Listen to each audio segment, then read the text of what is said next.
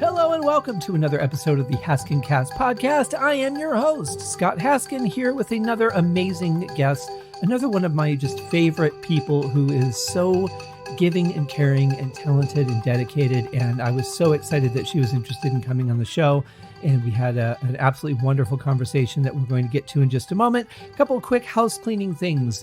The album Dreamscape is now available all over the place. Amazon, iTunes, Google Play for however much longer Google Play is going to be open. Spotify, I believe it's also hit Pandora, I want to say, iHeartRadio, Napster, all over the place. Like this one really, my new distributor is fantastic. They send it absolutely everywhere. So if you haven't heard it yet, please check it out. It is a collection of some of my earliest instrumentals that I wrote, somewhat cleaned up from the original versions where I used to be a very repetitive composer. If something was fun to play, I just kept playing it and recorded it. And that was how I wrote songs back then. I'm hopefully a little more knowledgeable now.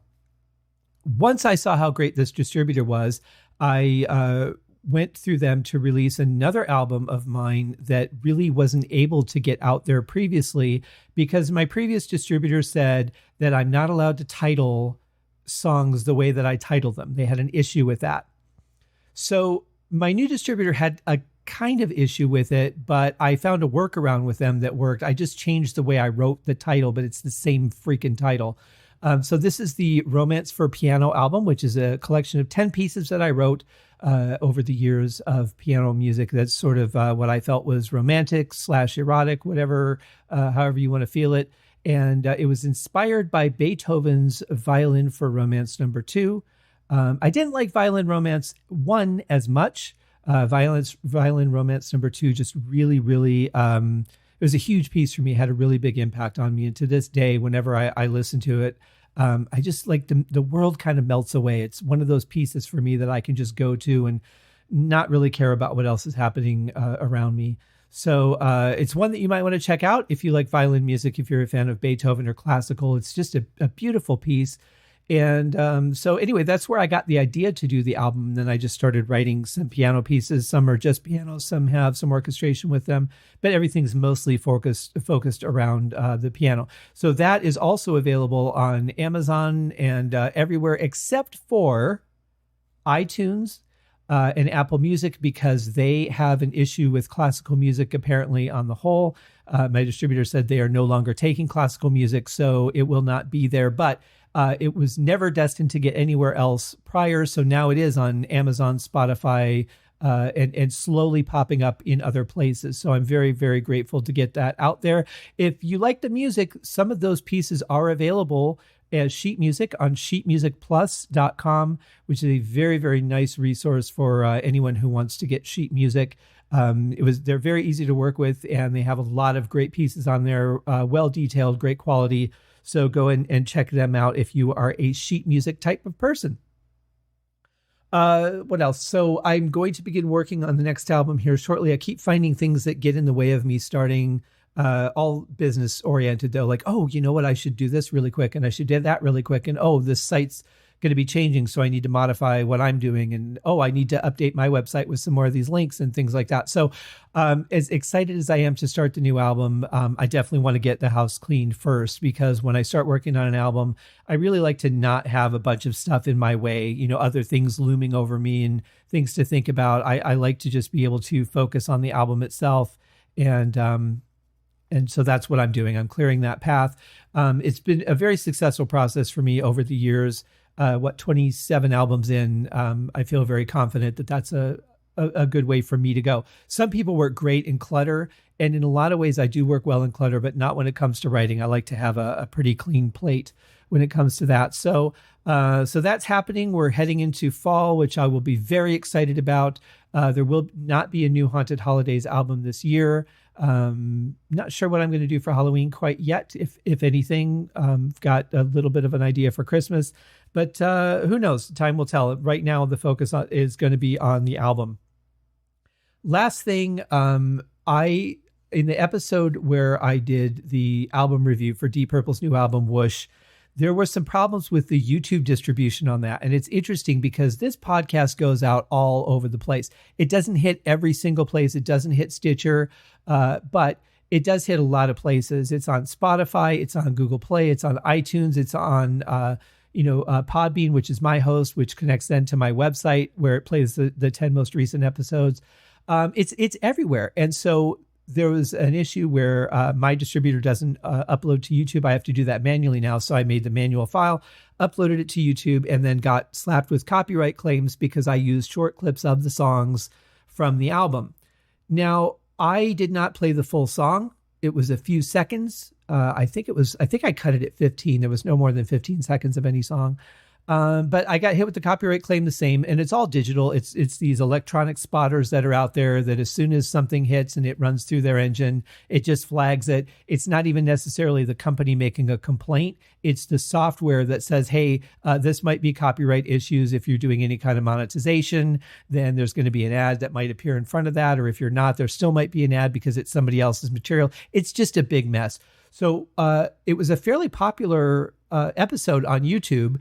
And it might be taken down, it might not. So what I've done is I've just recut the episode without the music. I didn't re-edit it. I did a little opening doing an explanation as to why I was doing a re-upload of the podcast. And that is now available on YouTube as well. I don't know if the original will still be there by the time this comes out or if it's ever going to be taken down or what the deal is. But I thought it better to just do the rebroadcast. If the original one comes down, then the other one is still available and they can't complain about anything if there's no audio clip in it. So I've taken out the short clips of songs. It's really weird because I've seen so many people just use straight up songs, full songs, no dialogue or anything over it. So you could just rip it and have that song. And there's no, it's still available and it's available year after year after year. And then other times and I know the software changes, the spotters change, but it's just really weird because I've seen some videos that stay up forever and others that, as soon as there's even the slightest idea that there might be a copyright issue, it just gets flagged right away. And maybe those have been flagged and just never taken down. I don't know. But the whole thing is kind of a ridiculous process. If you're using a short clip, if what you're doing is obviously media broadcasting, it was always considered that it was allowed. But the software itself is not allowing for that. It's just saying, hey, somebody's using your stuff. Get over here. So I am very, very respectful of all copyright. I have tons and tons of music out there that obviously I don't want people just using my stuff without permission.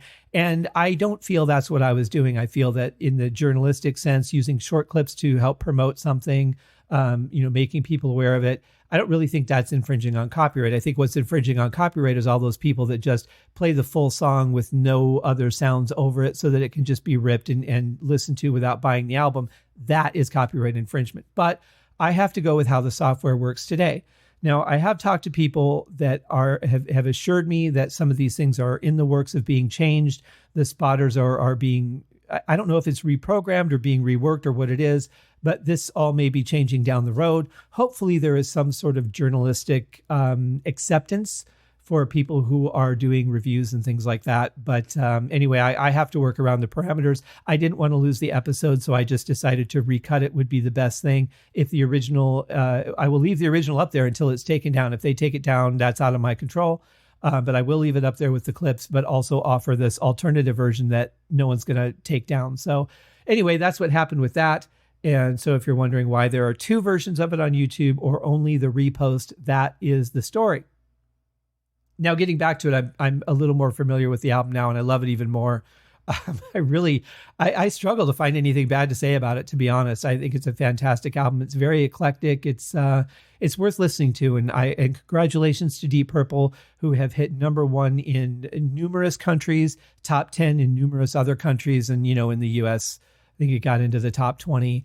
And because, we tend to think of these bands as all they did as the songs that we know back in the 70s or the 60s. It's kind of weird. I don't understand why people in the US seem to view things that way, or maybe it's just that there's other more popular music now that takes over the charts. I don't know. But in any case, they didn't make it quite up as high in the US charts, but they did crack the top 20, which, for a 50-year-old band, that's pretty amazing, I have to say. But Germany, #1, 3 albums in a row. And that was pretty awesome. So congratulations to the guys in Deep Purple. Very, very excited about that. And so, you know what? That's all there is to say about all of those things. I will continue to listen to and love the album. Before we start the show, there is one other thing now that I'm thinking about it. Despite all of this, I've actually been considering doing maybe an album review a month.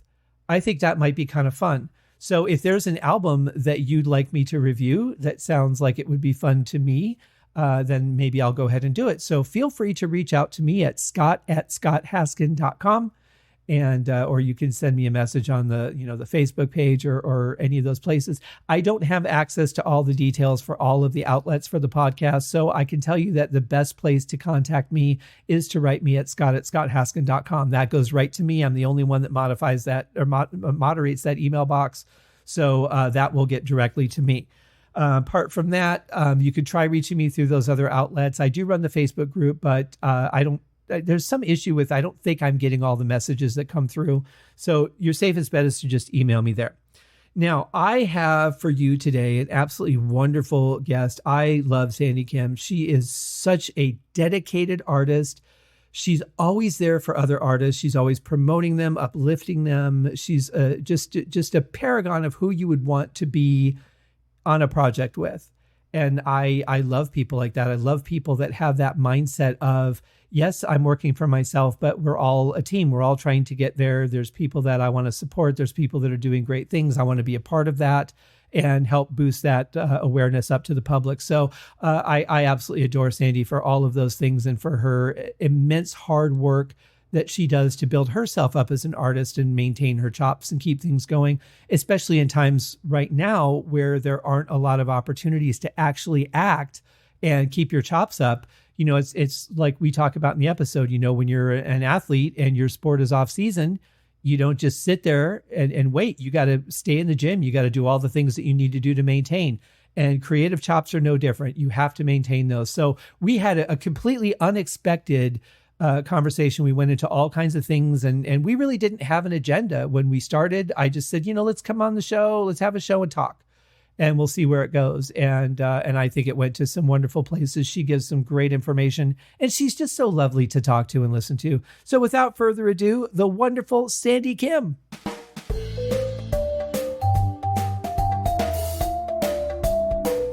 All right, ladies and gentlemen, I have a wonderful guest for you on the show this week. One of my favorite people on the planet. She's very talented, lovely human being, very caring, really likes to help other people in the business. And I absolutely love that about her. And she's really talented and cool. So here she is, without further ado, Sandy Kim. Sandy, how are you today? I'm great. How are you, Scott? I'm doing very well. Thank you so much for taking some time out of life to come talk with me for a while. Well, that was like an amazing introduction. I'm like super excited. I was like, wait, who is he talking about? Well, you pretty much. And it's all true. You're one of those people that really likes to help everyone else. And I love that. And you don't really go out of your way to draw attention to you in the process of it. It's very just honest. And I don't find that in that many people these days. I really appreciate that about you.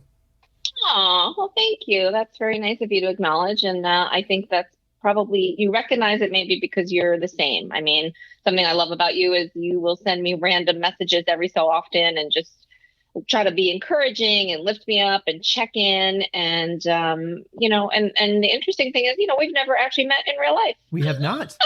We have not. And that will have to get fixed one day. Absolutely. But, I have this weird thing about me where someone will pop into my head, and most of the time it turns out that they need like a hug or just a reminder that somebody cares or just some little thing. And Sure. It's like 99 times out of 100, they reply with, I really needed this today, or thank you so much. This really just hit the spot when I needed it or something. So I used to not do it because I didn't want to bother people. And now I just go with it. If someone pops into my head, I just reach out and that's all there is to it. 100%. Well, I have the same. I wouldn't call it weird. I'd say we're both empaths. And Yes. So we feel energy from other people. We feel connected to people, whether or not we've known them. And like I said, you and I, we have many, many friends, in common, and we're both creative souls. But I think if you're tapped in truly, then you do feel people's energy. And so, and to your point, never be afraid to reach out, because the worst that someone can do is say, no, everything's good, but nice to hear from you. But it's so important to stay connected, especially now more than ever. So. Yeah, it's something where I've really learned to spend no more than 10 minutes on social media per day. Good for you. Yeah. I get on and I post and I'll check on a couple people, and Sure. then I'll be done for the day. And then the next day I'll get on and check on a couple people, and that's about it. Right. It's weird because as a show host, I have to keep up on certain things. Absolutely. And I have to do research, but at the same time, I'm really trying to do it like hiding my eyes between my fingers and just squeezing them open enough to be able to see what I need to see without seeing everything. Right. Sure. No, and social media is fantastic for many, many things. And you and we would not have met if it weren't for social media. I think that was how you initially reached out to me. I think you were working on a book, if I remember at the time. Yes. Mm-hmm. And again, I'm a naturally skeptical person, even though, I'm super, loving and generous. That's the New Yorker in me. I'm always like, So I check people out, and then I say, oh, okay, well, Scott, everybody knows him. Everybody loves him. So he's good. Well, yay. I'm glad that you did, because I've really greatly appreciated our friendship. And you're just one of those people that I know how much you put into what you love doing. And in between that, you've got a family, you've got a business, you've got all this stuff going on, but you're also pursuing your dreams. Right. And absolutely. I love when people do that, because I feel like it's easy for people to let life get in the way of the things that they want to do. And then they start saying, well, if I would have started when I was younger, maybe I would have done it. There's no time to not start doing something that you're passionate about. Absolutely. I agree with you 100%. And you really go for it. You really work on, you take classes, you go out of your way to put yourself out there. You do all the things that people need to do to become successful. And again, that's another thing where I see a lot of people just saying, well, I auditioned for a couple things and I never heard back. So. Right. Well, let's talk about that. That's a great topic. And that's something that I spend a lot of time talking to people about. And I'm by no means an expert. But like you said, I'm passionate. And if I do something or I feel that something is worthy, I typically go, 100+% into it, because I think that's the only way to pursue it, unless it's a hobby. And there's nothing wrong with pursuing any type of art as a hobby. Sure. I have many friends that, dabble in painting for fun. They just say, oh, it's fun. Or, maybe they are retired or they have a little extra time and they decide they want to, be an extra on a movie set because they think it's fun, and they just they get a kick out of it, and there's nothing wrong with that either. But to me, if you have a passion or you have a calling, I mean, that's truly how I feel. I think we are called to be artists and creative souls and storytellers. So I am an actor, but that's how I feel. I feel like I'm a storyteller and I'm a creative soul, and that is what I was called to do. So it's important to make sure that, if you decide to go that path, I think you have to do everything possible to make sure that you're giving yourself the best opportunity, to be able to do what you love and what you're supposed to do. And I think in acting, you hit a nerve. A lot of people ask me that question about, what helps an actor be successful, or, what's the pitfall? And certainly, talent and ability and training, which we'll get into later, is super important. But I think, and, I have no data to support this, but from what I have observed, I think most people, quote unquote, fail because they don't understand that, this is a business. So they work on the show part of show business, but not the business. And if you don't really have a plan and treat this like it's my own company, that's how I feel. I feel like I'm an entrepreneur and this is a startup company. And, being a small business owner myself, my husband and I have a company. I know what that's like. You have to be so dedicated, and you have to, invest in your marketing, in your training, in your materials. You have to have a strategy. You have to have a goal. You have to have a plan. And that truly is like running a business. And I know for a lot of creative people, that's really difficult because our brains are not necessarily wired like that naturally. And my brain isn't naturally wired that way either. Believe me. I mean, if you come to my home, I I have no shame in telling people, I I have piles everywhere in my home. I have things written on scratch pieces of paper all over my house, all my brilliant ideas. I have clothes strewn all over the place. I love to create things and I love to start things. I don't necessarily love to, finish them. Right. But yeah. But I've disciplined myself to do all those things, because if you don't, then you can't, and when I say make it again, that's the definition of that is different for every person. But for me and for many actors, I think like my goal is to, have to be a working actor and have a career on television and in movies particularly. Now, there's a lot of other things that, I'd love to do voiceover. I'm just delving into, but that is my primary goal. And I want to do like network TV or,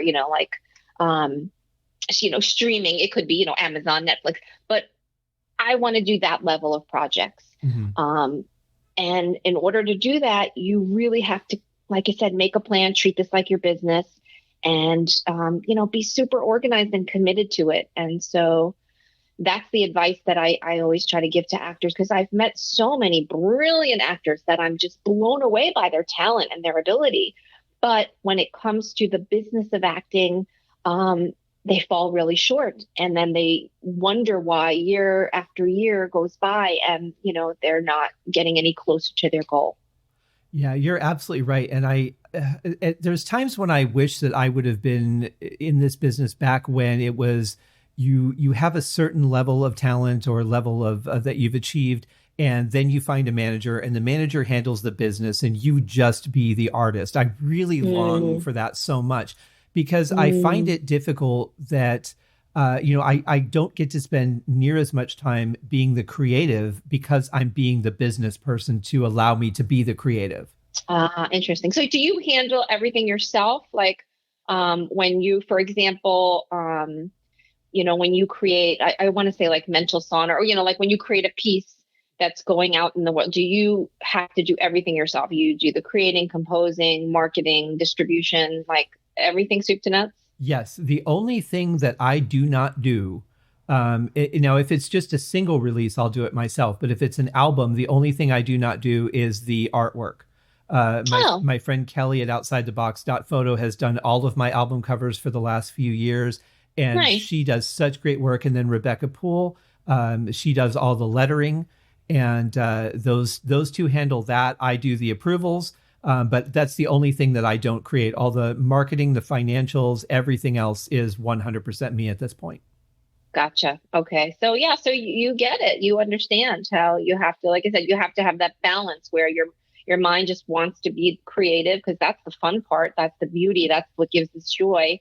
But you have to discipline yourself to focus on the business and the nuts and bolts. Otherwise, to your point, you could have written all those beautiful pieces, but they wouldn't have gone anywhere. Well, yeah, and it's the same as an actor. I mean, you could be the best monologue delivering actor in the world, right? But if no one ever sees you deliver a monologue, right, it's completely irrelevant, unless you're only doing it for your own joy. That's different, like you said. And I agree with you. I think if you want to be a hobbyist in anything in entertainment, that's fine. We need people to be background people. We need people to support, But for those background people, actually, interestingly enough, I feel for background actors right now because of COVID. I'm not sure what the future holds for them, but it's interesting. I always thought that individuals that did background work typically did it because they, had to pay the bills. So, they were doing background. But, without naming names, I've recently met people, including a friend of mine who moved from Arizona to LA, who that's her thing. She just wants to work background, and she said she gets joy from it. It pays her bills, and she has no aspiration to do anything else. So I thought that was super fascinating. But that's awesome, though, because we need people to be carpenters. We need people to be set designers. Right. We don't need everybody to be a visual star, but we need all that support, because without an electrician, you can't shoot a movie. Without a gaffer, you're not shooting a movie. That's right. Hey, you know what? I want to, I don't want to forget something that you just said about, I think you said, you can be a person who delivers a great monologue, but if no one sees it, it doesn't go anywhere. And, it's something I'd love to chat about, because I haven't really heard too many people talk about this, but again, because I do reach out to a lot of people and I connect, and like if I see someone's work, I believe in training. That's a big thing that, I'd like to talk about later too. Mm-hmm. I believe like if you want to be an actor, if you want to be a professional actor, you have to coach like an Olympic athlete or like a professional football player or, anything. And I don't know why, but, a lot of people, when they first get into this industry, they just feel like, oh, I can, be an actor. It's so easy, right? Oh, right. And, I got booked on a couple of little short films or indie films and I, nailed it and it was great. And so, I'm going to catapult myself to Hollywood now. And they do not realize the level of commitment, the time, the hours, the discipline that is required, to really perfect this craft. So I have a couple of different coaches. My primary coach is Billy Hufsey, who is amazing. We actually started an acting school out here in Arizona. And I'll just interject really quick, if you don't mind. For those of you who are wondering why that name might sound familiar, he was on the original show on television, Fame. Yes, he was. And he was a very talented actor and dancer, and he's a really nice guy. Like, he really cares about getting people into auditions, helping them pass those auditions. Like, he's a really dedicated actor. Absolutely. Very passionate about what he does now, which is he wants to help people live the dream that he once did, because he knows that, he's certainly talented and worked very hard, but also, very blessed and lucky. So, everything is online now, which is wonderful. So I have like a community, and, the best acting coaches will create a community of actors. And the reason it's so important for us to all continue to study together consistently is because we know each other. So we know each other's habits. We know, we know how to talk to each other, and we create a support system, because without a support system, it's very hard to stay positive, and make it in this business. So I see a lot of his students who, again, are phenomenal performers. And whenever I see one of them, do something phenomenal, I try to go out of my way to tell them, because again, we don't give each other enough positive feedback, and they do the same for me. And a phenomenon recently that I've discovered, which is just something I'd love to talk to you about, is how so many performers, even though like social media platforms are out there, and there's Instagram now, there's Twitter, there's Facebook, a lot of performers, a lot of the best performers, and I'll preface this by that, are so shy and afraid of putting their work out on social media because they're so afraid of judgment and rejection. And at the risk of sounding a little controversial, I will tell you, personally, this is just my opinion, but I have found that a lot of actors that are maybe not as experienced or not as polished or not as talented have no problem putting their stuff out there. They just think, oh, I'll just record something, and, even if the quality's not great, because I think it's great, my brother told me it was great, Right, yeah. And I'll throw it out there. And God bless them. I think that's great, because you just never know. In this business, there's the element of luck as well. And you just might be in the right place at the right time, have the look that someone wants, and get booked, right? But do you think that part of that, though, is because once you've attained a certain level where everything that you do gets judged, when you come out of a coffee house, the way you're dressed is going to end up on social media. You have to have a publicist on call at all times just to be able to handle anything that comes up. Do you think that level of achievement, I don't want to say success, because success really is different for everyone, but that level of achievement and public scrutiny really does become an issue with your career? Do you think that kind of plays into it a little bit? It probably does, but I don't even think I'm talking about at that level. Okay. This is like the irony and kind of the conundrum, because, in order to, like, for a person, like, I'll just use myself, I work hard. I feel like, I have a lot of ability and passion. But, my goal right now is to get my name out there, right? To get in the proverbial door, get into the auditions, try to, book work and get a name for myself. So, one of the ways to do that right now is by, for example, posting your monologues, posting your scenes, posting what we call self-tapes, which is what the norm is now, where instead of auditioning in person, you receive a script and you tape yourself at home, and you submit that to the casting director. But I feel like, and I've seen, like I said, some of my classmates, for example, do brilliant work, Scott. Like, I mean, I watch a scene and I'm, laughing the whole time, or I'm reduced to tears. And, even myself, I've received, compliments and feedback from my peers of the same. But I think it's just so fascinating. I think a lot of artists, including myself, so I'm guilty of this as well. We're perfectionists, we're self-bullies, and we're never quite happy enough with our work. So like for myself, I'll watch something, I always tell people I'll lay down an audition and, I'll do as many takes as it takes to get to the one that I like. And then I'll watch it and I'll just start instantly, scrutinizing everything, and I'll find all the things I don't like about it. And then it takes me a while. Sometimes it takes me a day, two. The same thing happens when I watch myself in a film. I do a film, whatever, it screens, I'm all excited. I watch myself and at first I'm cringing. Oh, why did I do that? Sure. And then after a day or two, I'm like, okay, I step back. And then I'm like, oh, okay, I like that. I accept that. But it's interesting. So I do think it is somewhat of a fear of, judgment. And, there are a lot of people out there, people use the word haters, especially on social media. There's people that troll, that are just negative, that will always find something. But I think a lot of creative people self-bully, and we beat ourselves up and we think we're not good enough or our work isn't good enough. And it's it's a vicious cycle, because we have to put that work out there, and then let's say we get brave and we put something out there and people are like, oh my gosh, I love that. Then it changes our whole perspective. We're like, oh, you did, we're so happy. And so I always say there's two things. What I think when it comes to performers, my philosophy, or something I've grown to believe, is that it really isn't about me.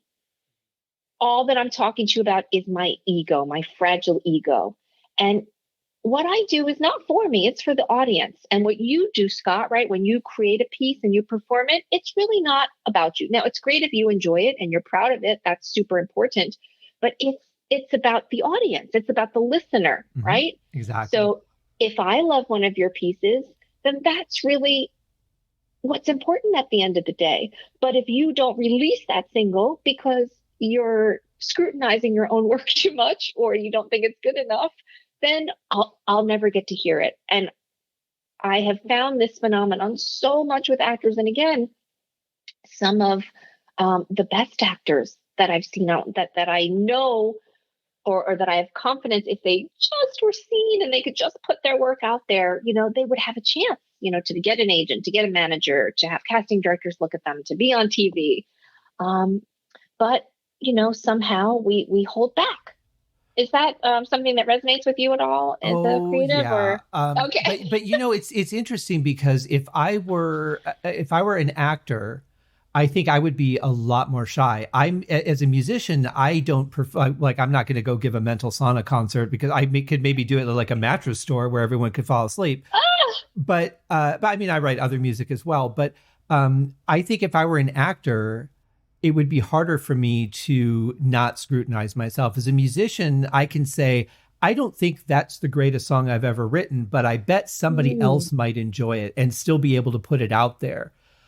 Interesting. I had a song like that. It was a song called Lullaby that I thought was, at the time, was the worst thing I had ever written. I didn't think it was a bad song, but I just thought I was writing a lot of rock and pop at the time. And this song just kind of came into my head and I wrote it. And I gave it to a friend of mine, and she would play that for her kids to go to sleep. Oh, wow. So it had a purpose. And for me, it didn't work, but for her, it had a different purpose. And I think that's the thing. Like, you could deliver a performance that for you might mean a certain thing, but somebody in the audience might latch on to something that it reminds them of, a memory, or it might be just that they're in a certain mood when they hear you do it. And it just grabs their heart. Absolutely. Whereas it might just be like, well, I think I did okay delivering that line, and the person in the audience is in tears and you don't even know why. Right. Absolutely. And I think that that's something that's so important to remember. And so, I know for me, and again, if this helps, any other performer, whether you're an actor or a musician or a singer, is to remember that all that, that pain and that self-doubt, that's just, you and your fragile ego. And you have to love yourself and remember that we're here to give our art to others. Mm-hmm. And so, I think if you can be brave enough to share your work and then be able to take the feedback, whether it's criticism, just a helpful hint. Because again, if you box yourself in and you don't share your art, then you're really holding yourself back, and you might be depriving others, of the opportunity, to have your gift. So yeah, like, with actors, when we watch a movie that we love or a TV show and we're so connected to the characters, sometimes a good performance really, or a good story has the ability to actually change our behavior. We watch a show where somebody has disconnected from a parent. Let's say they're estranged from their parent, and then that parent dies and they never have a chance to reconcile. It touches us in a way, even though, it might not even be our exact situation, because it could just remind us, wow, life is short and I'm holding on to all this anger for someone. And, I really need to try to tell that person how I feel or forgive them, before it's too late. And I think that actually happens quite often. Or it doesn't even have to be that serious. It could just be, a matter of you make somebody laugh. People have rough, life is complicated. And that's why, people ask me, I love comedy. And I say, I think there's so much value in just helping somebody laugh and smile and escape, the doldrums of life for a minute. I think that's super, super important and not to be underrated. Yeah, I absolutely agree. And as an empath, that's certainly something that we're always trying to lift people's vibrations. And if we can give somebody a piece of art that to say, hey, sit down, just focus on this for a half an hour or whatever, it will raise your vibration. It'll make you feel better. Yes, you're still going to have to deal with whatever's making you sad, but this will make it easier to deal with that sad thing. And right. You are dropping so many nuggets of great wisdom here. I love this. And I knew you would. This is why I wanted to have you on the show. But how do you, I have what I call the lasagna theory. And that is, I do not want to be 98 years old, laying in a nursing home, having an IV of lasagna going into my arm, looking back going, what if I would have just? And then fill in that blank. What if I would have tried harder? What if I would have put more effort in? What if I would have dedicated myself more? I don't want that to be my end. So for me, I want, if I don't get where I want to be, I want to look back and go, I did everything I could think of. And I put in every bit of effort I could think of to get where I want to be. That I can live with. What I can't live with is I didn't try hard enough. Right. Interesting. The lasagna theory. I'm going to remember that. I don't know if they actually do design a lasagna with an IV drip, but it's just an idea. Yeah, not that I know, but they probably they probably do puree it and feed it to you. But I would want that. I'm with you 100%. And the thing is, to get philosophical on that is we don't have control over the outcome. Right. So you and I can do everything possible. Like I said, I train, I'm in class, 3 to 4, sometimes 5 days a week. Every day I have a script in my hand. I am trying to keep up with, the industry. You have to take care of yourself physically, emotionally, right? Exercise, eat right. You have to take care of your family. I have a beautiful husband and a son and, an extended family. I have, I have my company. You have to kind of juggle so many things, but you can always make time, and you can always you have to prioritize what's important to you. Right. And again, if acting, music, art is your passion, you have to make the time for it. And to your point, you have to go 100%, or don't or pick another goal, pick another outcome. But I think honesty, what comes to me is being honest with yourself is super important. And then just holding yourself accountable. And it's tough, Scott, because it's I always think about it,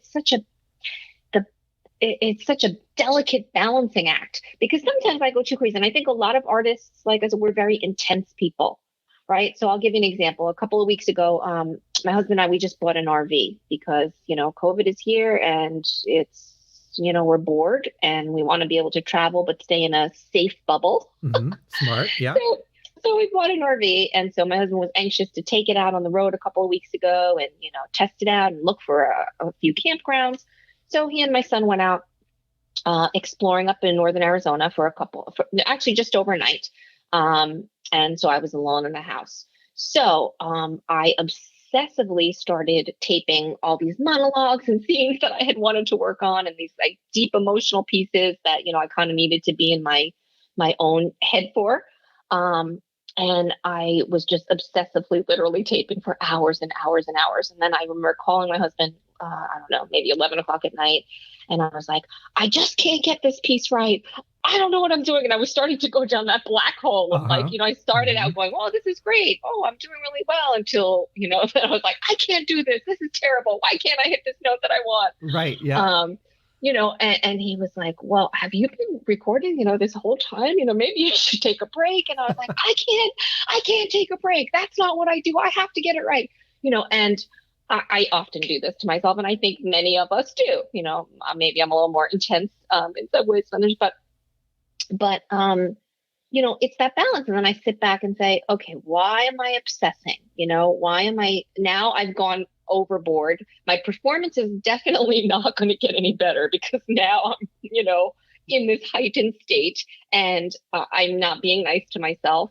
So, how do you pull that back? Meditate, do something kind for yourself, relax and convince yourself that tomorrow's another day and that you did enough for tonight and, just take a break. I mean, does that ever happen to you? Like when you have a peace in mind and like, you just know it's not quite right and it's not quite where you want it to be. And you just want to kind of keep nailing away. I feel like you're speaking directly to my ridiculousness because I will sit there. I think this is many creatives. This is the gift and the curse of being a creative. And to your point, wanting to do everything possible. Sometimes, you can go too far and then it becomes counterproductive. So it does. And it actually becomes more of a detriment because then you get frustrated with that piece or that monologue because you're not nailing it, even though you're beyond that point where you should have stopped. Like I typically work until I can't visually just see anymore. And then I just save everything, shut it off and go to bed.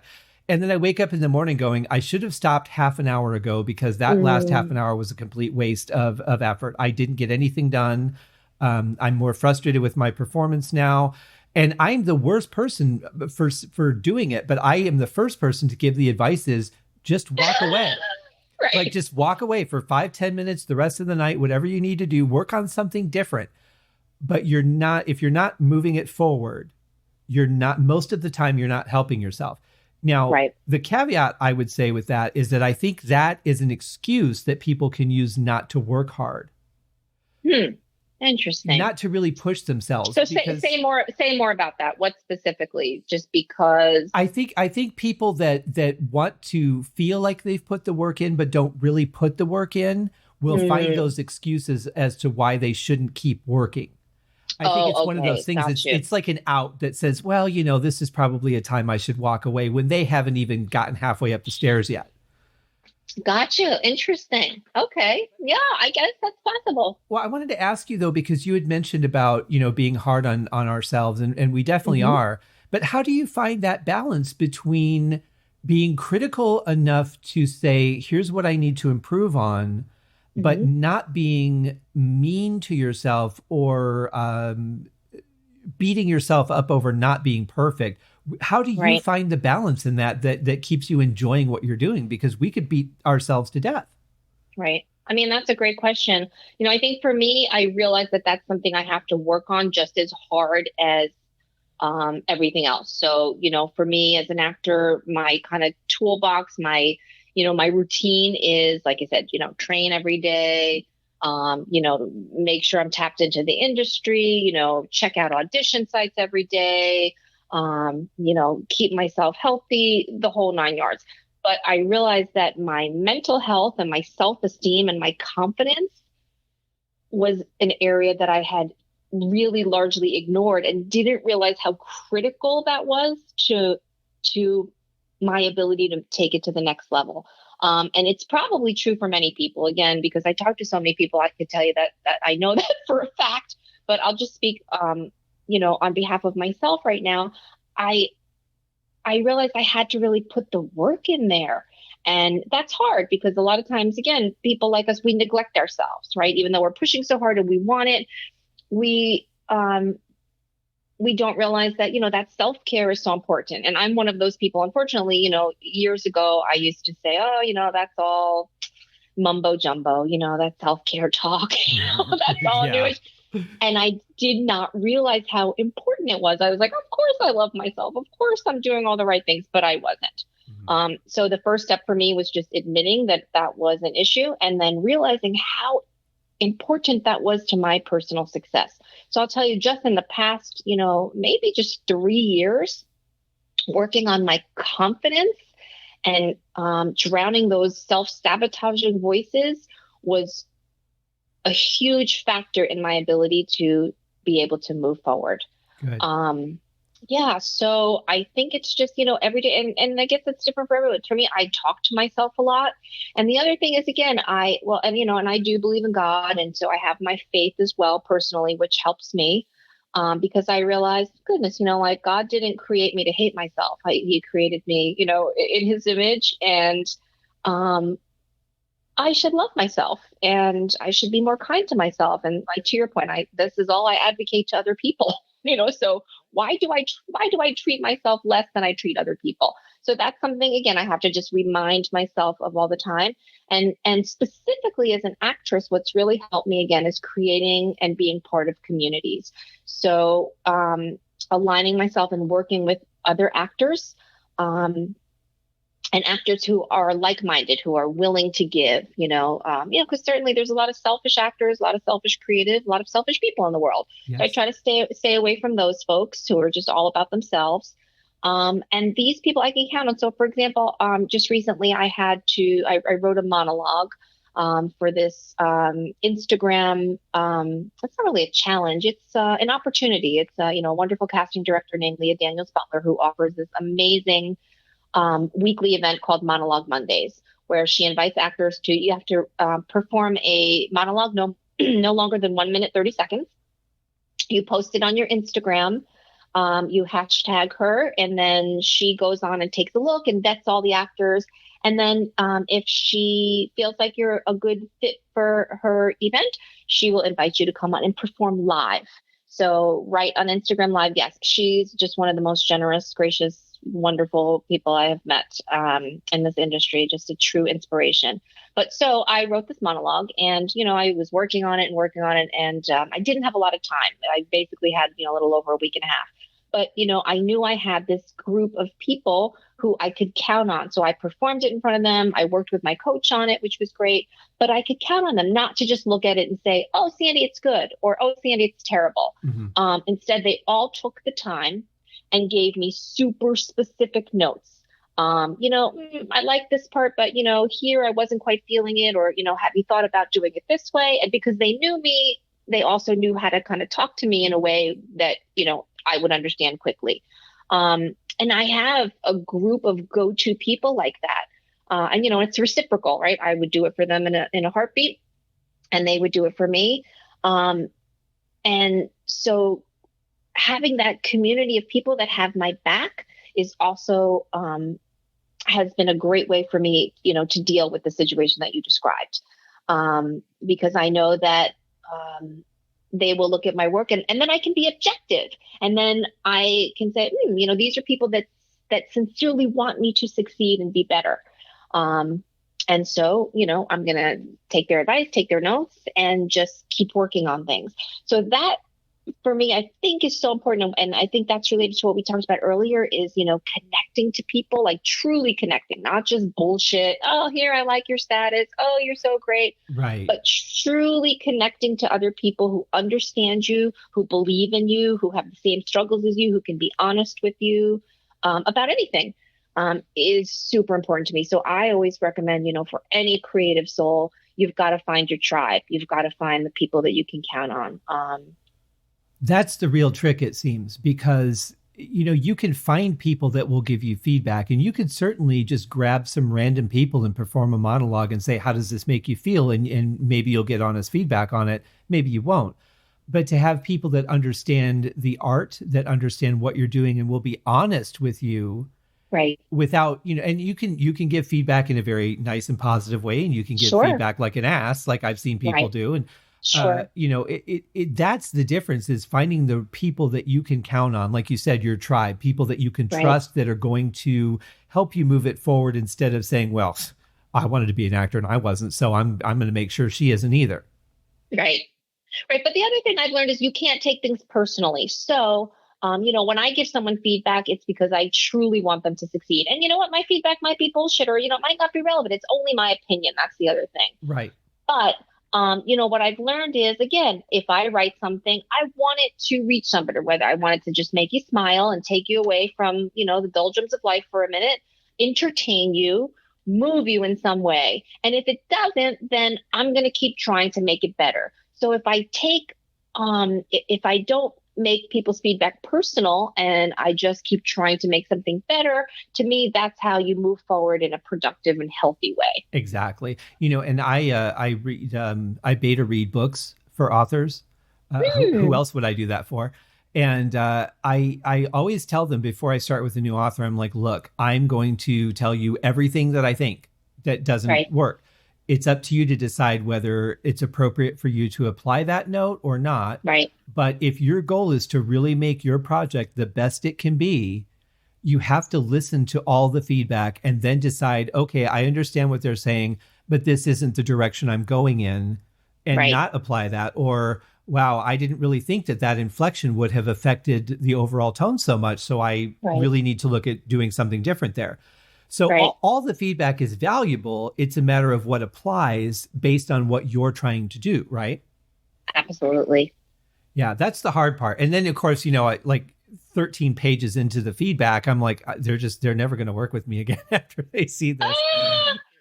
Well, but it depends, right? Well, I don't know, in your situation, is that like a professional service, like where people are paying you to do that? Or is that like for your friends that are authors, or? Both. Yeah, I mean, I get hired to do it, but it's nice. But it all comes down to, and as an author myself who has somebody who does that for me, I'm working with an editor on my book.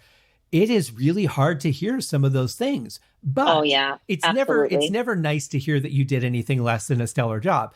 But if you truly want to be the best that you can be, you have to be able to take those things.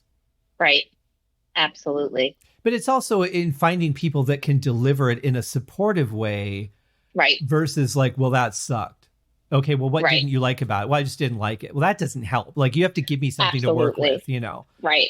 Yes, absolutely. No, that's awesome. But see, this is something, this are good things that have come out of this hideous virus situation, like this opportunity right here. This would have never happened had people not been forced to slow down in the entertainment industry and start going, I need to do something in the business because I can't go out and make a film right now. I can only read so many scripts. I've got 5 projects already cast. I need to be doing something. Right. Yes. So how did this go when you did this this challenge for her? How did that go? I think it went well. Like I said, Leah Daniels, she's an extraordinarily generous human being. I mean, every single actor that's come on to her Monologue Mondays, she has, tried, if they don't have an agent, for example, she's tried to connect them with agents or give them advice on how to go about it. There were a couple of beautiful young actors that performed, and she said, wow, I'm casting for something and you would be a great fit, send me your information and, maybe you can audition. So it was just amazing for me to come on. I mean, she was so generous with me. She laughed at the end of my monologue, which made me just feel like, $1 million, which was great. So I think, it went well. The other beautiful thing is that all the actors that come on to the Monologue Monday, I don't know if you've ever been on an Instagram Live, but, they type in comments. Now, I couldn't see them real time because I was focusing on just performing. And it's a little awkward because I don't know, when you're on Instagram Live, it's funny. You have your phone there and then you can actually see yourself. So you have to purposefully look away so that you don't end up like looking at yourself like in a mirror, which would, totally throw your performance off because it's so awkward. Right. So I, just for the time I was doing my monologue, I just completely focused on doing that and not reading. But some of my wonderful friends and my new manager, sent me some of the comments and said, people were laughing and putting up all these, laughy faces. And my monologue, it was a silly little thing about being in a bathroom. So my character, I was in a bathroom at work, and I look over and I realize that there's no toilet paper. And I know it sounds like a silly thing, but it happens all the time. Sure, it's a real life situation. Yeah. And so she has to ask a stranger to pass her some toilet paper under the stall. So people were like writing great things like, oh my gosh, I felt like I was in the stall with you. And so from that standpoint, it was great. The other thing for me is just, again, as we talked about, it helped me get over my fear, because at first, of course, I was like, oh, I want to do this. What a great opportunity. Then I was like, oh God, I can't do this. I'm scared. What if it's not good enough? What if I choke? What if I can't do it? Yeah. What if I embarrass myself in front of this huge casting director? Oh my God. So, all of that anxiety. And when she was messaging me on Instagram, asking me if I wanted to do this. And of course I was like, oh my God, she's, messaging me. This is so great. And then, the fear set in. So part of it was wonderful for me just to overcome that fear and realize, even though you're still scared, do it anyway. Don't you dare let your nerves or your fear stand in your way. No way. And in doing that, I know that I inspired, some of my fellow actors who I've encouraged all of them to also do it, because they shared with me the same thing. Oh gosh, well, I'm nervous. And I said, well, so was I, but we do it anyway. Right. Yeah. Well, that's it. And if it's weird to me to think of an actor being afraid to be seen. Like as a musician who, I've performed live, I've been on stage, so I get what that part of it is like. But with the stuff I'm doing now, like I said, it really isn't performable. So when I released this last album, I did a video series where I did like a behind the scenes of each song, and I put that up on YouTube. Cool. And I had the hardest time just editing the beginning and ending of it, that time before you start talking and then the time after, because I just can't stand seeing myself in a setting like that. But as an actor, that's the whole point. I mean, you want to be seen. So it's kind of, I get it, but it's still kind of weird to me that people would be nervous about being seen when that's kind of the whole point. Right. Which it is a conundrum. And again, I think if you speak to almost any actor, they will instantly, maybe 99.9% of them will go, oh yeah, I get it. But it's interesting because, I think non-actors or, civilians would not know that phenomenon and would go, really, that's crazy. Isn't that, like your whole reason, for being? And I think, yeah, it is. But it's also like with singers, right? So, you see all these amazing reality shows now, right? Like America's Got Talent and a lot of times they show these behind the scenes clips of, when the performers are about to go, how they're struck with nerves. And singers particularly, I know, really can suffer from stage fright, even if they've been performing for years. Right. And we just don't realize it. And I always say, gosh, the beauty and the inspiration is that even though we still have that fear and the nerves, that we don't let that stop us. And I think, that is super, super critical. Yeah, that's the biggest key to me. Be brave. Be brave. Just when you get the opportunity, you have to go for that opportunity. You can't hide from it, because if you hide from the opportunities, how do you ever expect to achieve that goal or live that dream? You can't do it. Exactly. But one thing, if anybody is listening, to this podcast, that I needs hope to someone's hear it. listeing to the podcast. Oh no, Scott, I said that needs to hear the message. Oh, there you go. Okay, yeah. That a lot of us are still fearful and nervous and have the doubt, but we do it anyway. So that's always my message to people. That's, to me, one of the definitions of being brave and being a performer. Even though you're scared, you know what? It's okay. Do it anyway. Because I think people think a lot of times they'll look at somebody who's, performed and they'll think, oh, well, you must never get scared anymore. You must never have nerves. And that's not true. But again, it's so important, as an actor in your toolbox, find whatever way works for you to get over those nerves and to not let them stop you, because it is a performance killer. And, to me, a lot of it is repetition. Like, again, because I'm in class all the time, I have a script in front of in my hand every day. I have to perform my scenes all the time in front of people and be scrutinized. And the more you do it, the less daunting it becomes. Yeah. And I think you can use that nervous energy as a positive. For one, I would say if you're feeling nervous when you're about to do something, that just means that you care, that you want to do a good job, that you're there because you want to be, but you're afraid that you're going to mess it up because this is an opportunity. I think that's great because that means that you're alive. That means you're engaged. That's true. I find it weird that a lot of the things I've done over the last few years that I don't get nervous at all anymore. And that almost scares me more because I do like care. What? Like what, for example? When I did a play a couple of years ago where I was on stage the entire time. Right. And I should have been like, before every show, I should have just been shaking because I'm not an actor. I don't want to be an actor. I haven't studied. I'm with people that are like trained professionals, Sure.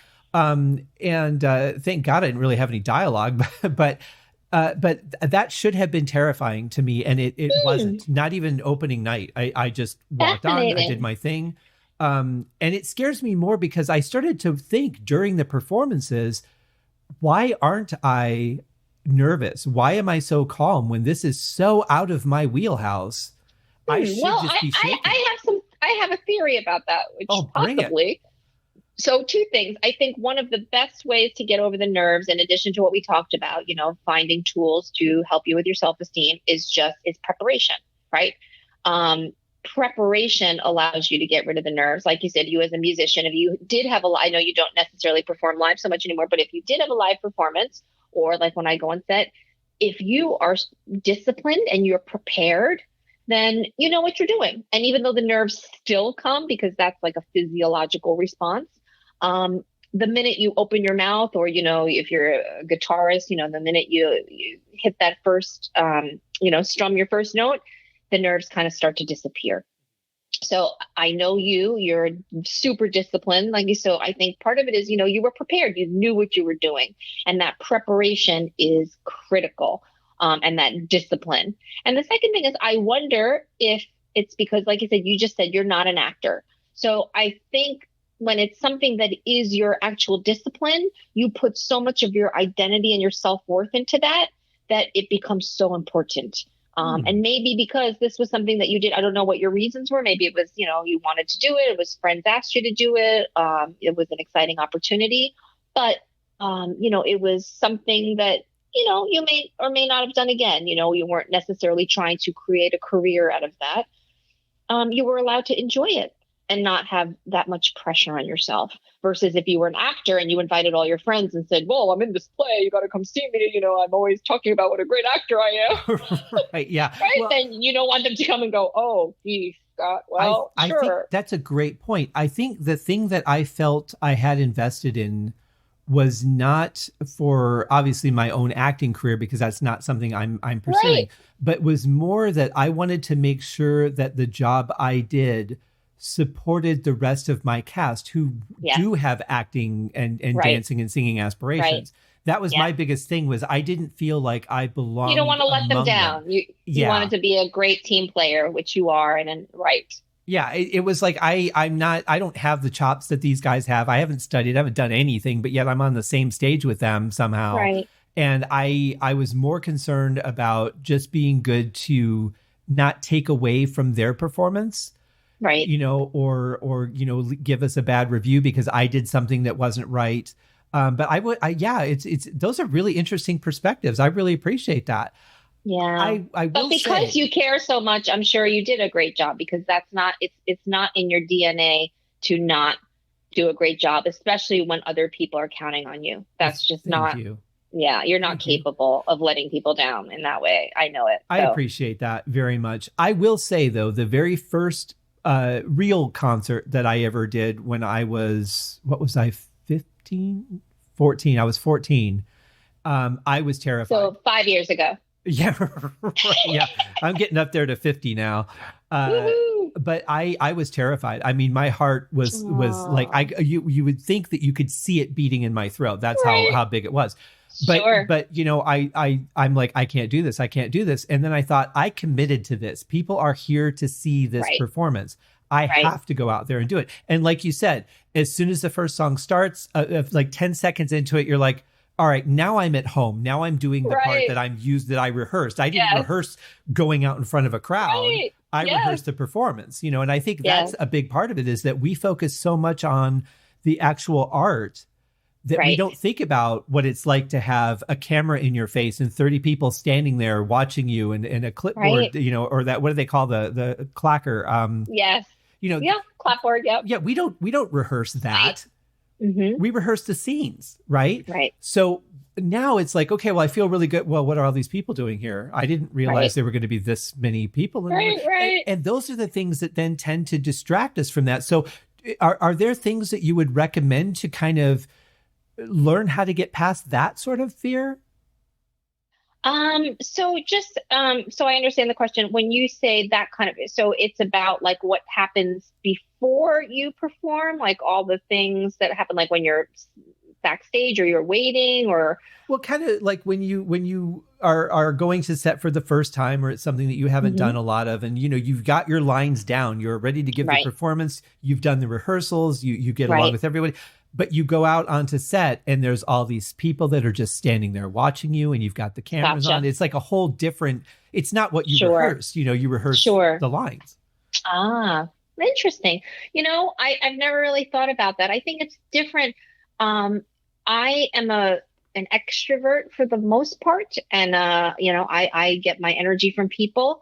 So when I'm around people, I come alive, and it's a comfortable place for me, even if they're strangers. And especially, you know, around creative people, I feel at home.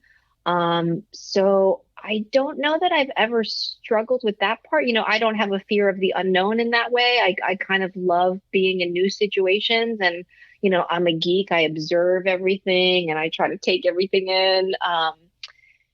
So I think it might be more of an issue if, you know, you're a person that is not so comfortable with change or something new.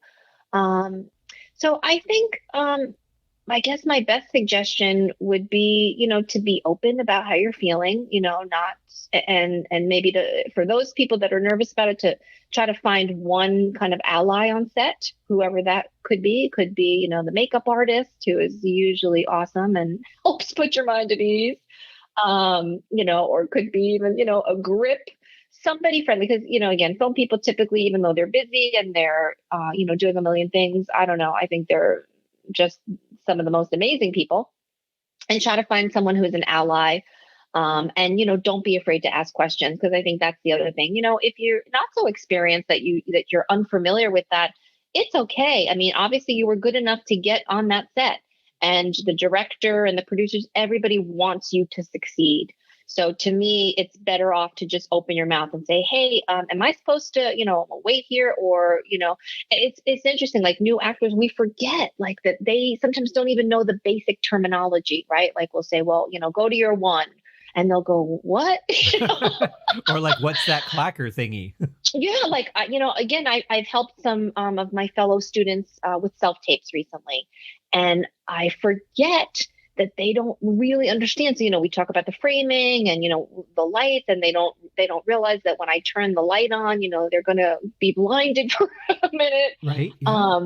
You know, all those things, you know, the microphone, you know, I tell them when the lavalier is on you, you know, you can't rustle around because, you know, we'll hear everything. And you forget that people don't really know those basics. But I think the biggest thing is that it's okay to just ask, because I think any good director is going to want you to ask the question and know what you're doing and feel comfortable in your space before you perform. Because, you know, again, other than nerves, those are performance killers. You know, if you're worried, and then you're going to, you know, I think human nature, you're going to get insecure. Oh gosh, I don't know what that person, I don't want to look like a fool and ask what striking means. You know, I don't Right. want to, Yeah. I don't want to look foolish. And, you know, he's telling me, you know, what my frame is, but I don't really understand what that means. I think the best thing to do is just have the confidence to ask, because it's coming from a place of, I want to do the best job that I can for you. So I want to have all the information. And then it puts you at ease, puts them at ease. and then you can go on to have a good performance. So that's a great answer. I would say in addition to that, the other thing maybe to consider is that you're there because they want you there. You've been through the auditions, you've been through the rehearsals, you've done the chemistry tests, you've passed all of that. You have the job now. And that's because they want you there. And if anything should bring you comfort, it should be that. Right. Absolutely. Yeah. And to enjoy it. One thing that, you say, what else is in my toolbox for helping me kind of get through is, the mantra is have fun. Like, we put so much pressure on ourselves, and I'm sure you struggle from the same thing, right? Because I am a fun person and I'm high energy, but because we put so much pressure on ourselves, sometimes we forget that, this is fun. This is joyous.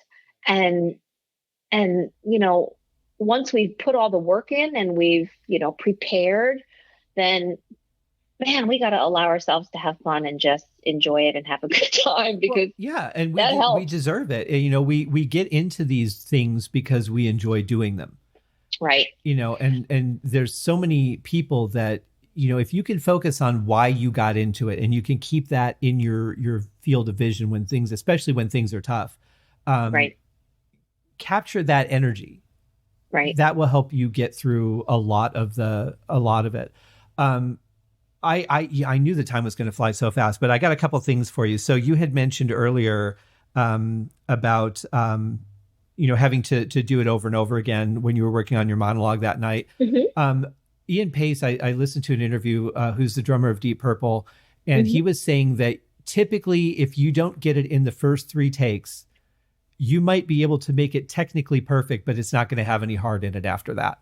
Like really, if you're filming something, if you're recording something, first 3 takes, if you don't get it, come back and do it tomorrow or do it later. I think that's a great rule of thumb because you do start scrutinizing things a little bit too much. Or like, I really like what I did on this in the first take and on that in the second take and on that in the third take. And you've got all these things that you're trying to assimilate. Right. But I don't know how actors do that. I've watched at the end of a rehearsal where the director will sit down and have this laundry list of notes. And the actors will go, okay, I need to change that. Okay, I won't step in that room too fast. Okay, I'll take an extra step to the right. Like all these things. I'm like, how in the hell can you possibly assimilate all of that and then just go into your next performance and change all those things that you've done as a habit, right? And just make that different? I can't even fathom that. That's too much. Well, I don't know. I think that's again part of the joy of it. Like when I even in class, if I perform a scene and then, I get 17 notes, I write them down, you have to be realistic. Sometimes you'll hit, you might hit those 17, sometimes you might, but as an actor, which I think is different than being, a musician, because musician, you kind of have to hit the note. Like again, art is fluid, but as an actor, you have to be directable and you cannot get married to anything. You have to be able to shift and change all the time. And if you can, and a lot of actors can't, especially again, more inexperienced ones. And that's something that they really have to work on because, everything is fluid. And even like I said, this conversation I'm having with you, I don't know what I'm going to say. I don't know how it's going to go. And in acting, it's interesting. You have to be so prepared, the character, but then you also have to be able to let it go and try to not know what your character is going to say. I know that sounds like a hypocrisy, but it's really not. Well, but I think that's part of being in that character, right? Is if you're in the mindset of that character, then you're responding naturally how that character would. Right. I think that actually can bring out a better performance sometimes. It's when everything is perfectly scripted and you're just reading the lines. I kind of feel like when I'm watching you're movie, acting, right? Yeah. The person's acting. It's impossible. It's not real. Exactly. Yeah. And I have a hard time, like it just pulls me out of the story altogether if it doesn't seem, and I've said this before, you could take me on any journey you want to. I've seen Star Wars. I've seen Lord of the Rings. I've seen all of these things, Battlestar Galactica. Right. You can take me anywhere, but it has to be believable. Yes. And then you can do whatever you want. I don't care. Right. But you have to keep it believable. And when you can tell that an actor is not, whether they're like delivering a line because they have to say it and it doesn't feel like it's something their character either would have said or is being said in a way that's consistent with the way they've been throughout the project, it does pull me out. Right. 100%. I'm probably a little more critical than the average viewer. I get that. Right. You know, but I wanted to ask you too, when you're talking about, you know, these auditions and things that we could do now, where they're not in person. And I know that there were some that you could send in tapes prior, but do you think, especially as an empath, do you think it's harder to read the energy of the actor when you're just watching a clip or a tape of them doing it and you're not live with them? You know, maybe like 5 years ago, I might have said yes. But now I would say no. But it depends. I guess the answer is depends. If the actor doing the tape is fully engaged and they know how to do it, because it is an art now. It is an art and a science how to do self-tapes. And I highly encourage, again, any of the actors listening, for the foreseeable future, you know, with COVID, this is how we're going to audition, even for commercials, which, you know, in the past, it was really only theatrical for TV and movies. You have to learn how to do it. And you could be in class and you can be, you know, rocking your scene and your monologue in your car. But unless you turn that camera on and you actually put that self-tape, or, you know, you tape your video or your audition, you're not going to know how to do it. It is a muscle and it is an art, and you have to do it over and over and again to get better. And you will get better at it because, you know, in the beginning, it's awkward. It's like, it's just as awkward as, like you said, you know, being on set for the first time. It's like all this emotion and, you know, really you're just talking to the wall. Right? Yeah. Because that's how it is in TV and movies, right? They don't, you're close up and you're cheating and you're, you know, looking at a piece of tape that the, you know, director and the DP has put on the side of the camera. For an eye line, and you have to emote and imagine that you're talking to whoever it is that you're supposed to be talking to. Same with self-taping. But once you get used to it, it's amazing. And so I think if you, as the actor, are fully engaged and connected and in the moment and doing a performance, you know, just as if you were in the room, then it will come across. I think that energy and that soul and that spirit will come across, even if it's on a self-tape. And if you think about it, it's the same energy. It's the same reason why when, you know, we watch somebody on TV or, you know, even we watch a video on the phone, if that person was truthful and in the moment and real, it comes through. Mm-hmm. I would agree with that. I would think the challenge for the casting agent would be, how many times did they rehearse this before they taped it? You know, when you go in and do a live audition, you don't get a retake. You do whatever you do in front of them. And maybe sometimes they'll give you a second chance, but. Right.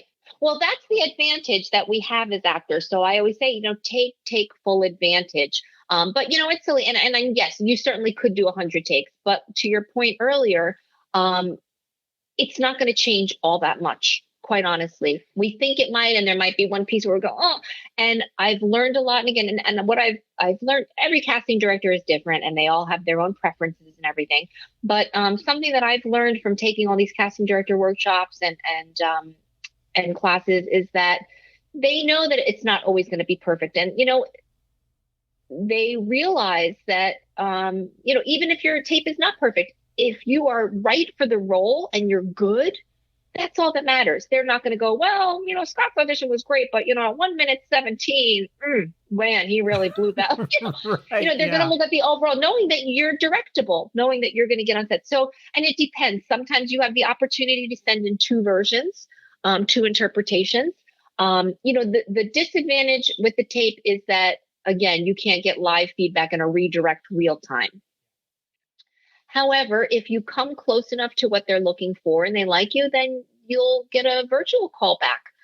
And that's what's happening right now. So, you know, to me, again, you can be a pessimist or an optimist. I choose to always be an optimist and say, you know, thank goodness we all have this technology and that we're able to do this. I mean, people can audition literally from all over the world. Mm-hmm. That's true. You know, as long as they have a, you know, computer and now they're doing a lot of live virtual callbacks, Scott. So there's different programs like Breakdown Services just came out with a new platform where it's actually like it's you know, kind of like the same technology as Zoom, where, you know, you're on live with a casting director and a producer. But, you know, instead of being in the room, they're doing a live virtual callback. So the actor is on their computer And there could be one person on the other end. There could be 10 people on the other end.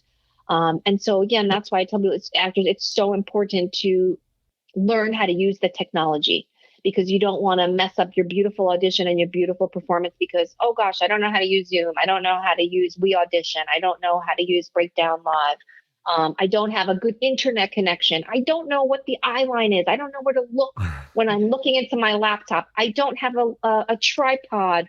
I don't have a good lighting setup. To me, again, there's no excuse to our earlier point.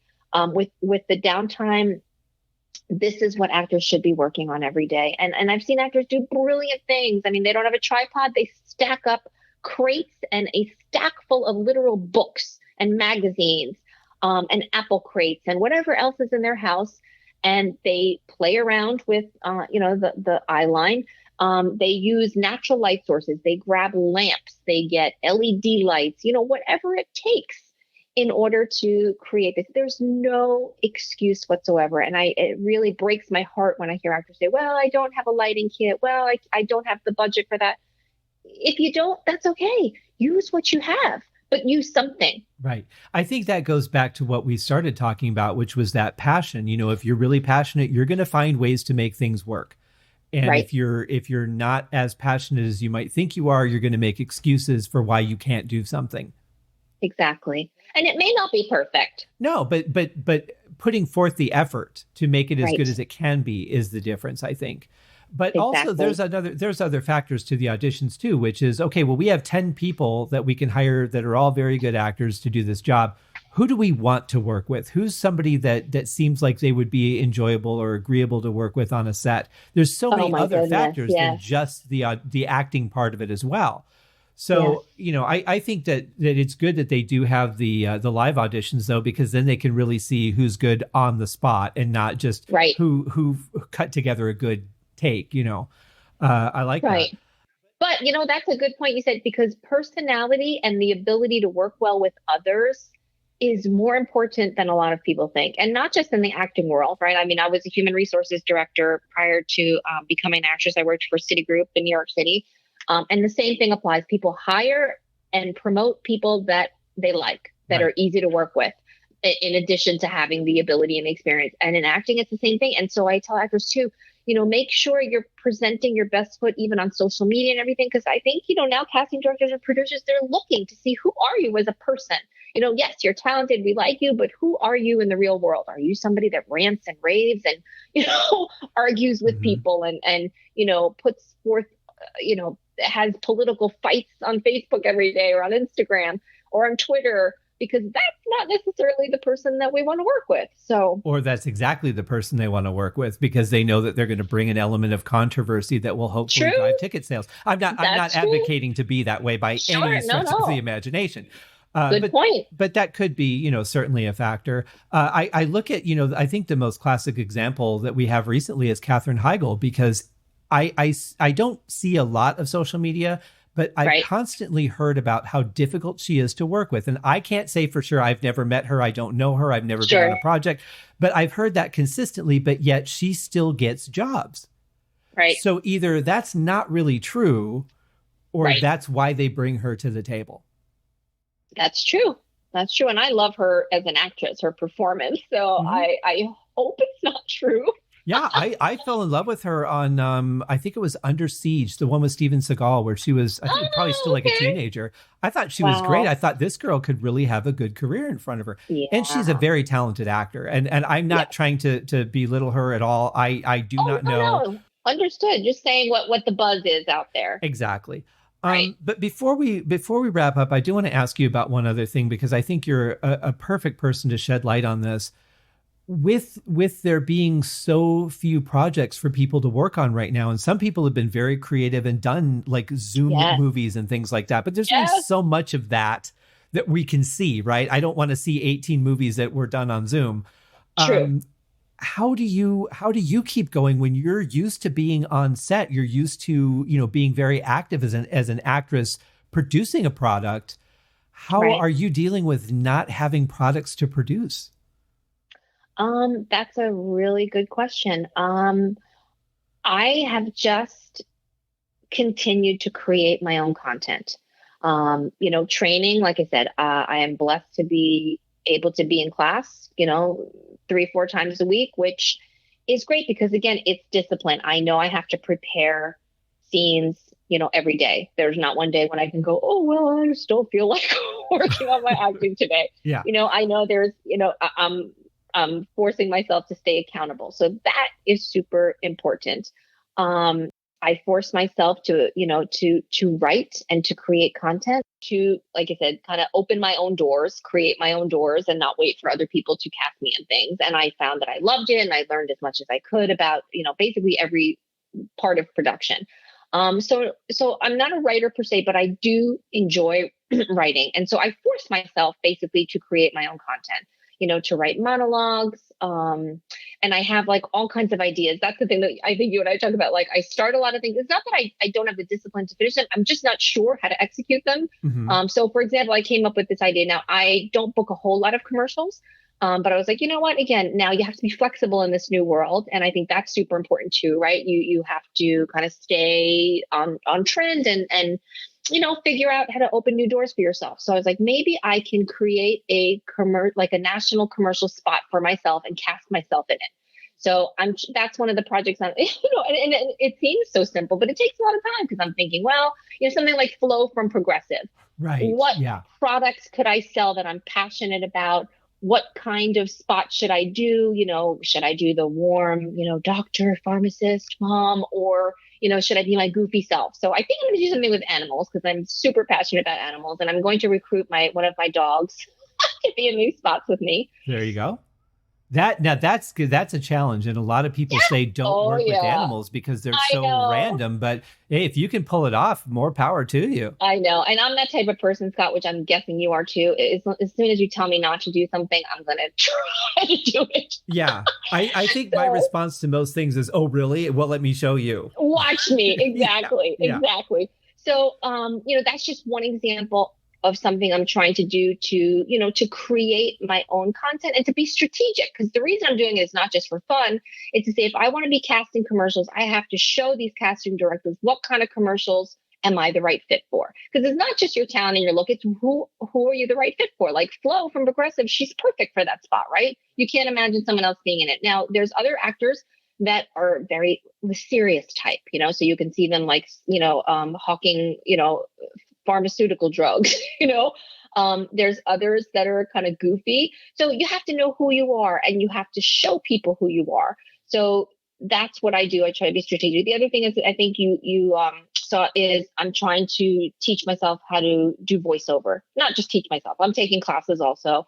But because that's something that you can do during quarantine. And, voiceover is a part of everything these days. Every commercial you see, half of them are voiceover with images. It's not even, actors talking anymore. Right. And, there's dubbing. So it's created a huge opportunity. It's something I never really knew how to do. I did a little bit of it, mostly like narration. So I am taking some classes. I've been going on a ton of podcasts. The SAG-AFTRA Foundation offers classes. I just signed up and became eligible to do that. Good. I just, I recorded my first voiceover reel. And, so that's what I do. I look for new opportunities to stay productive, stay positive. And I think it was actually Leah Daniels Butler who said this on one of her lives. And she said, always stay ready. So when the industry opens up, you don't have to get ready.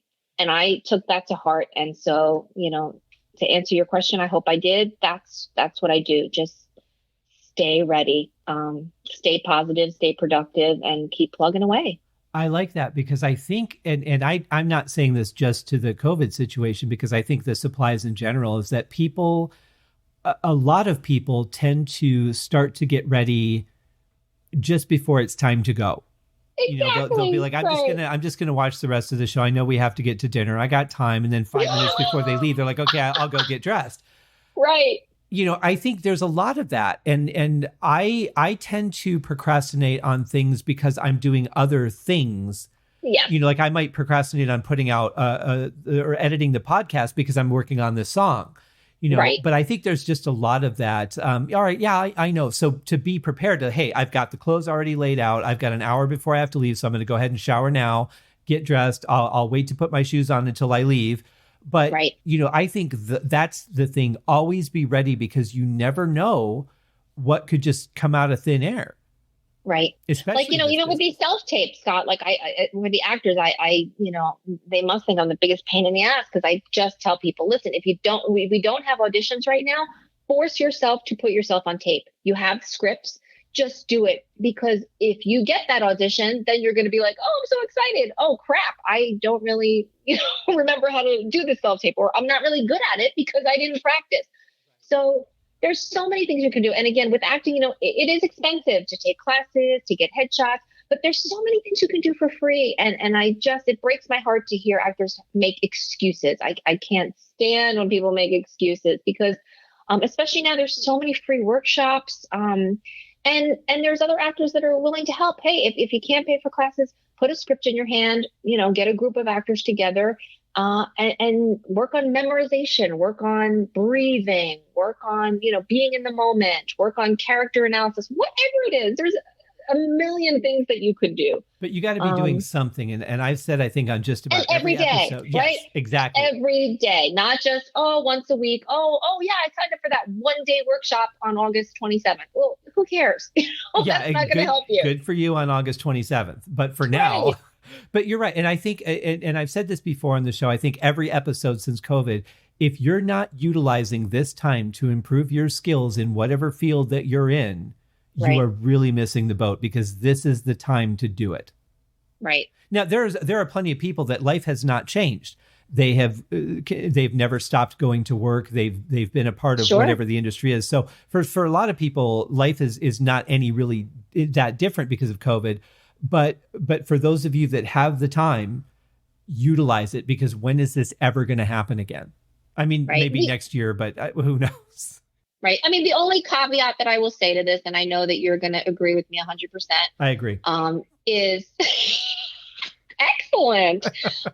Is that, COVID and I'm talking about, COVID particularly, it has taken a huge toll on many of us, mentally and spiritually. So, I think it's also, if you are typically a productive person like you or I, if there are days when you're just overwhelmed and you just need to take a break and focus on self-care, and, you can take a pause, to take care of yourself or to reevaluate your goals, that's okay.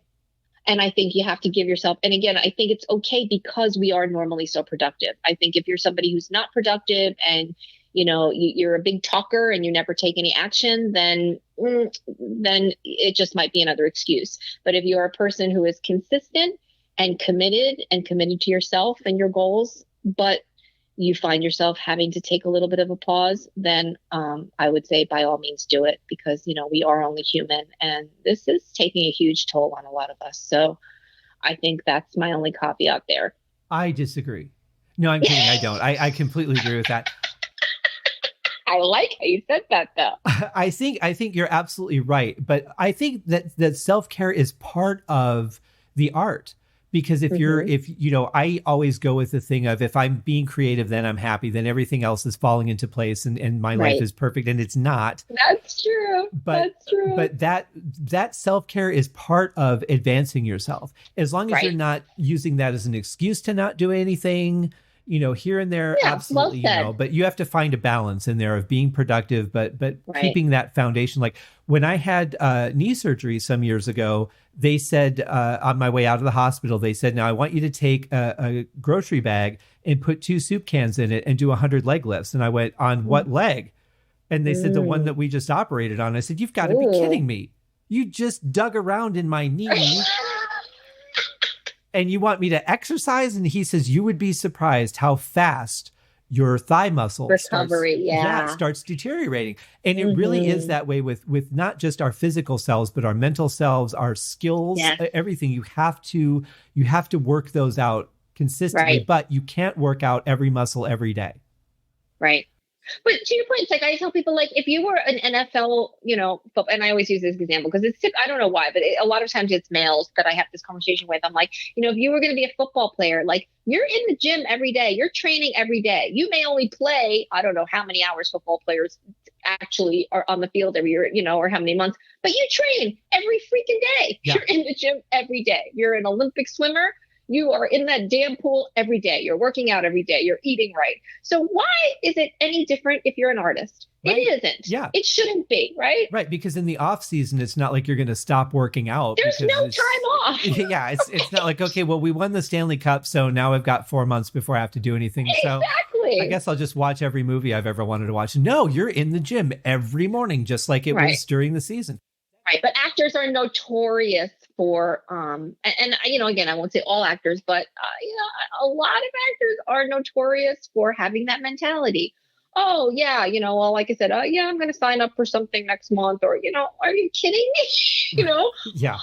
Yeah, and even if you don't want to record a monologue today, you know what you can do? You can watch a movie and you can watch how those actors work and how the lighting is. Exactly. And you don't have to physically do something to be able to move your craft forward. I can listen to music. I can listen to how Beethoven layered the horns with the violins, and I can learn something from that. I don't have to be writing to learn something. But true. But with acting, I do think you do have to be up on your feet. Like I said, if one day, you're not, but you're thinking about it, or like you said, you're working on your package, your resume, your branding, that's all great.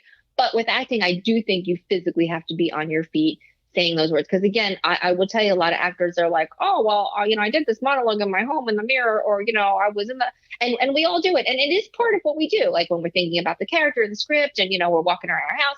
But if you don't actually stand there and perform, it's just not the same. You're that's like saying, well, I'm going to be in a if you were doing your theater show, and you didn't rehearse at all, you just imagined how you were well, that's yeah. But actors do that. It's really crazy. Or again, they tell me, well, I nailed it in the car. I go, well, the car is not the set. The car is not the place. Right. Yeah. It's great that you nailed it in the car, but stand on your feet and perform in front of other people. Otherwise, it's not going to work. And I love what you said earlier, Scott. I'm going to try to remember that about this being our happy place and this being part of the self-care. I thought that was a great example. Like my husband, again, when I was stressing out about a week ago, he said, well, maybe you're making yourself stressed out because you're doing so much. And I said, no. I said, certainly, yeah, it can be stressful, but that's my happy place. That's where my joy is. So yes, I have to find a balance and, know when to just stop for the day. But yeah, that's my happy place. So yeah. And it's the foundation of why we keep doing what we do. I mean, we could do anything. We could go play video games. We could play Dungeons and Dragons. We could go watch movies. We could do anything with our time that we choose to do. And we choose to do this because this is what brings us that joy. Right. Absolutely. Yes. Well, Sandy, awesome. You have just dropped so many nuggets of awesome information here. I cannot thank you enough for coming on the show. I think this has been a great conversation. I think that this will really help a lot of people. And it almost makes me want to be an actor. Yay! I'll stay behind the keyboard and the drum set, but no, I really admire how dedicated you are, how much you put into it. And I will say before we go, that I think that you've really hit something on the head with the commercial characters, because they're not just a family that appears in a commercial or a person that appears in a commercial. These are brand ambassadors that you're talking about, like Flo or Mayhem. Dean Winters has done an amazing job with Mayhem. I know. Perfect. Right. And I knew him from Oz. I thought he was just such an amazing actor when I watched Oz. That show. I forgot about that show. That was so incredible. Gut-wrenching. Well, I loved it because it was dangerous. Like every episode, it had stakes in it, right? Like they would just take out a main character out of the blue and you'd just be left going, I don't know why. How could they do that? How could they just kick this person off the show?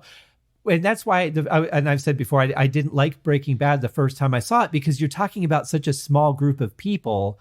They're pretty much all going to make it to just about the end, if not the end. That's so funny. So there's no stakes in every episode. It's like a James Bond movie. He's going to be fine. I don't care that he's tied to a board and it's moving towards the saw.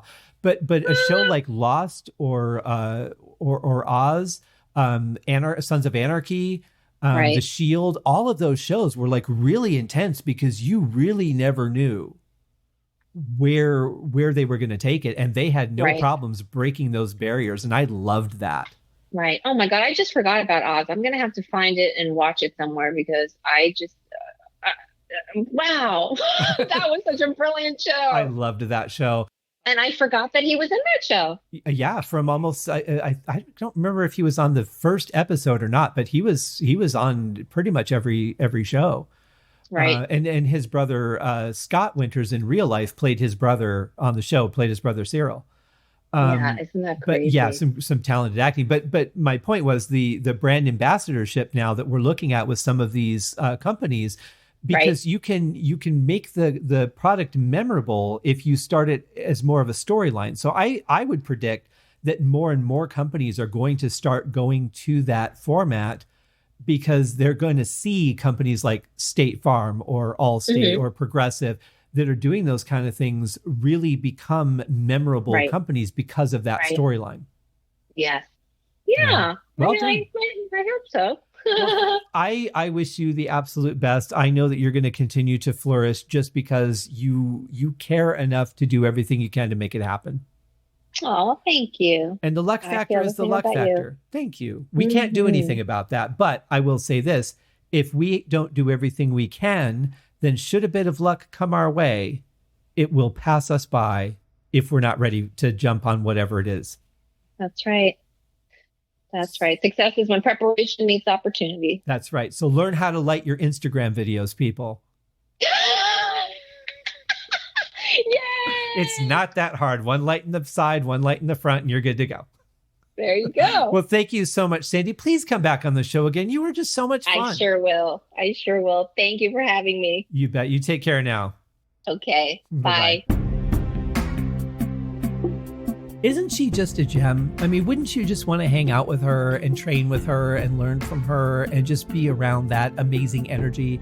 Like she said, we've never met in person, but you can just tell by talking to people, getting to know them over time, you get a really good sense of who they are. And she's definitely one of those people that I would love to work with any time, and love to have her on my team. So she's somebody I'm definitely grateful to know and to have as a friend.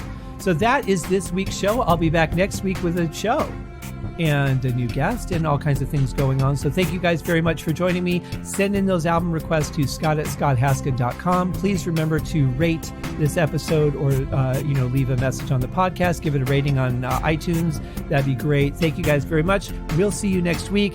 Be safe. Take care of each other. Cheers.